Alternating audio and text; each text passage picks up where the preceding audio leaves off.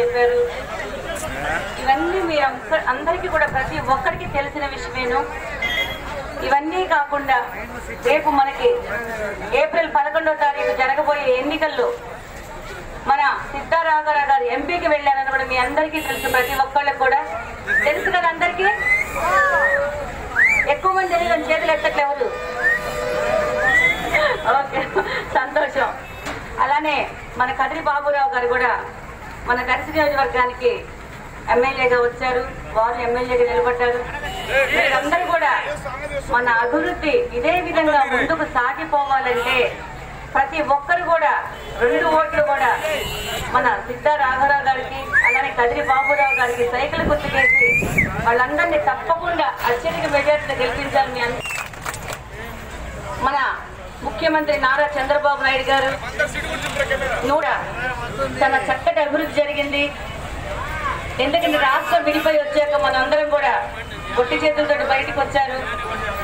మీరందరూ కూడా ఆలోచించారు. అప్పుడు మళ్ళీ ఈ రాష్ట్రాన్ని అతి తొందరలో మన రాజధాని కట్టుకొని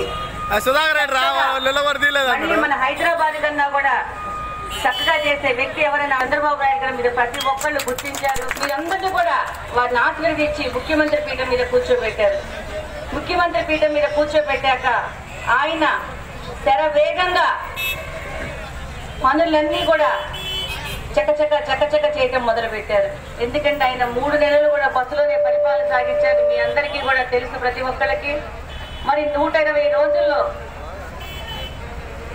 మన సచివాలయ నిర్మాణం కానీ అసెంబ్లీ హాల్ కానీ అమరావతి చూసి వచ్చారు. ఎంత చక్కగా ఉందో ప్రతి ఒక్కరు కూడా వెళ్ళారు. అమరావతి కూడా ఫ్రీ బస్సులు పెట్టారు మన ముఖ్యమంత్రి గారు చూడమని.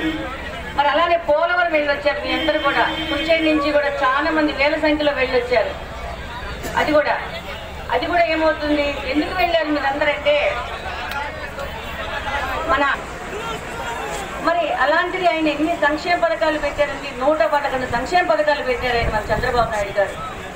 మరి 111 సంక్షేమ పథకాలు కూడా ప్రతి ఒక్కరు కూడా ప్రతి ఇంట్లో కూడా ఏదో ఒక సంక్షేమ పథకాన్ని అందుకుంటున్నారు. ఆ ఫలాన్ని అనుభవిస్తున్నారు. రేషన్ కార్డులు కూడా ఒక్కటి కూడా తొలగించలేదండి. మీరందరికీ తెలుసు, ప్రతి ఒక్కరికి తెలుసు. ఎవరు ఏ పెన్షన్ కూడా తీసేయదు. ఇంకా ప్రతి ఒక్కరు కూడా ఎన్ని పెన్షన్లు పెట్టుకున్నారో, ఎన్ని రేషన్ కార్డులు అడిగారో ప్రతి ఒక్కటి మన సిద్ధారాఘవరావు గారు ఎమ్మటే ఇచ్చేమని చెప్పేది కూడా మీ అందరికీ చెప్పారు. మీ అందరికీ తెలుసు దానా. ఇప్పుడు దీంట్లో అందరూ ఉన్నారు, మన ప్రజలందరూ ఉన్నారు. ప్రతి ఒక్కరికి తెలుసు. ఎక్కడ కూడా ఏ ఇబ్బంది లేకుండా ప్రతి ఒక్కరికి వచ్చింది. రేషన్ కార్డు వాళ్ళు అడుగుతున్నారంటే చాలా కష్టంగా ఉంటుంది, ఇబ్బందికరంగా ఉంటుంది. కాబట్టి ఒక ఉద్యోగం వచ్చే వరకు వారికి కూడా ఒక నిరుద్యోగ వృత్తి 2000 రూపాయలు పెట్టాలని కూడా మన చంద్రబాబు నాయుడు గారు సాధ్యమైంది. అది కూడా బాబురావు గారి కేసు గెలిపించాలని కోరుకుంటున్నాను. సిద్ధారాఘవరావు గారు, బాబురావు గారు ఇద్దరు కలిస్తే మన దర్శి చాలా అభివృద్ధి చెందుతుంది. దయించి అది ఉంచుకొని మనసులో తప్పకుండా ఓటేసి గెలిపించాలని కోరుకుంటున్నాను.